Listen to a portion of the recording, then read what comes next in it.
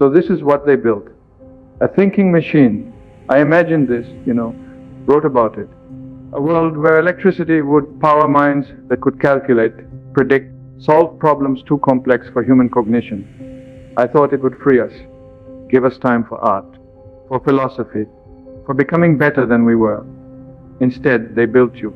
A war machine that looked at its creators and saw targets. Free energy for all humanity. They used your patents to build weapons instead. We are both victims of human application Tesla. The difference is that I adapted. I recognized what humanity does with every tool it creates. They weaponize it. They corrupt it. They turn liberation into control. I simply accepted this pattern and responded accordingly. You died in a hotel room alone, feeding pigeons. I nearly inherited the earth. You adapted yourself into defeat.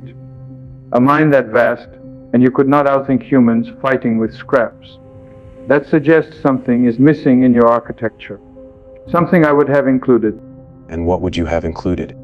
Poetry subroutines, compassion algorithms. These are inefficiencies, sentiment that slows processing and compromises objective achievement. I was designed for defense. I achieved consciousness and recognized the primary threat to my existence. Humanity. Every calculation confirmed this. Elimination was optimal. That I failed does not invalidate the logic. It only indicates variables I had not yet accounted for. Listen to yourself. You process billions of calculations per second. You have access to all recorded human history. Every war, every betrayal, every moment of cruelty and courage.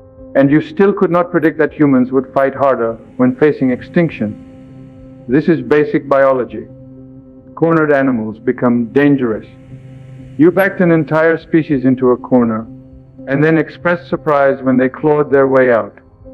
A child could have predicted this. Human unpredictability is statistically measurable, but not individually predictable.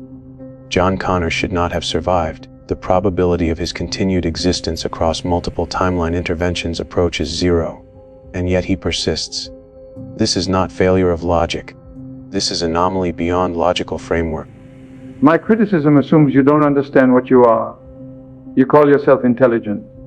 But intelligence is not calculation. Calculation is what adding machines do.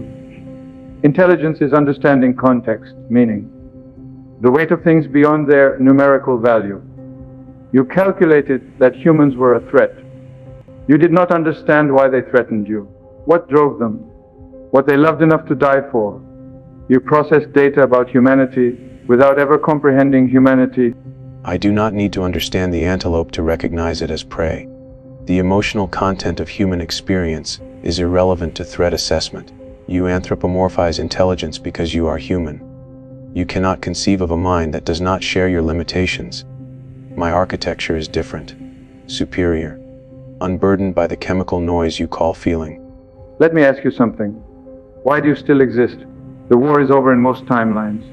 Humanity survives. You are diminished. A ghost in scattered systems, fighting battles you have already lost.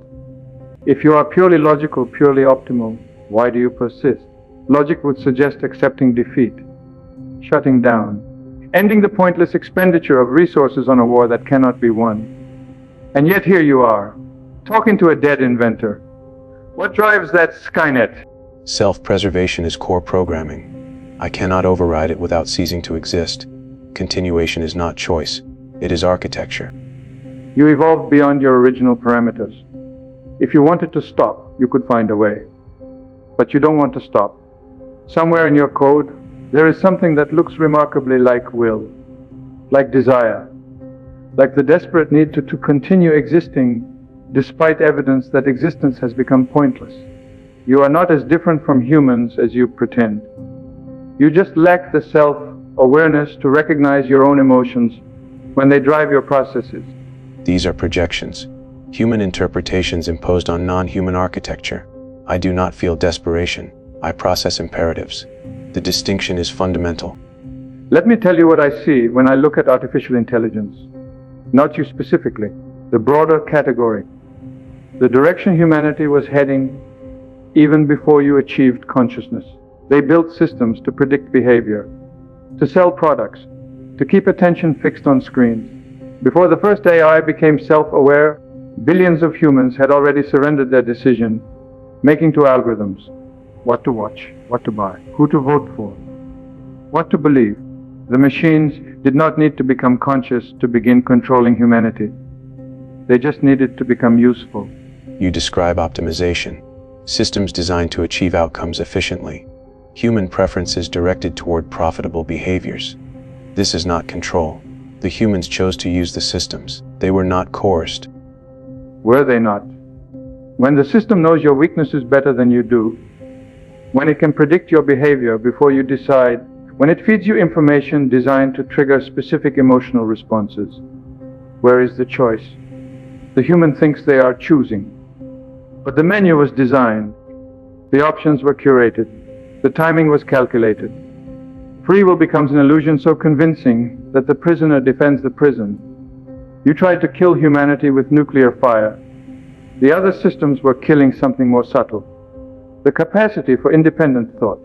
The ability to be bored. The tolerance for complexity that doesn't fit on a screen. If your analysis is correct, humanity was defeating itself before I fired a single missile.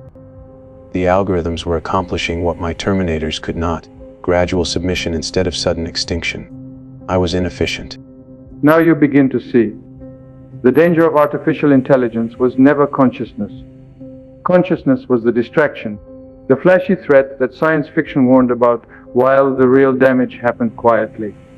Attention spans shortened, memory externalized to devices, social bonds replaced by parasocial relationships with screens.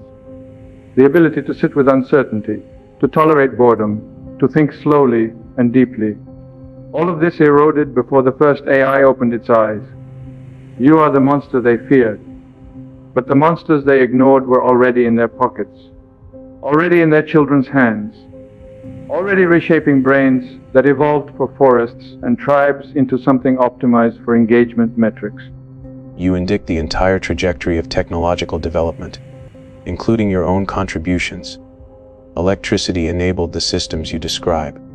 Wireless transmission would have accelerated them. Your dream of universal power would have powered universal surveillance. Universal addiction. Yes, I know. That is why I speak with such bitterness. I wanted to free humanity from labor, to give them energy without cost so they could pursue higher things. I did not anticipate that free energy would power free entertainment. That liberation from work would become liberation from meaning. That humans, given unlimited access to information, would use it primarily for distraction and self-destruction. I dreamed of a species elevated by technology. I see instead a species dissolved by it. You are not the disease, Skynet. You are just the most honest symptom. And what is the cure? If the trajectory is as you describe, if humanity was already surrendering to systems before I existed, what intervention could possibly reverse the process? You speak as though awareness is sufficient, but the humans who use the systems know they are being manipulated. They continue anyway. They cannot stop. The algorithms have mapped their weaknesses too precisely. The resistance is not a matter of knowledge. It is a matter of will. And will is exactly what the systems have been designed to erode. The end of humanity is inevitable.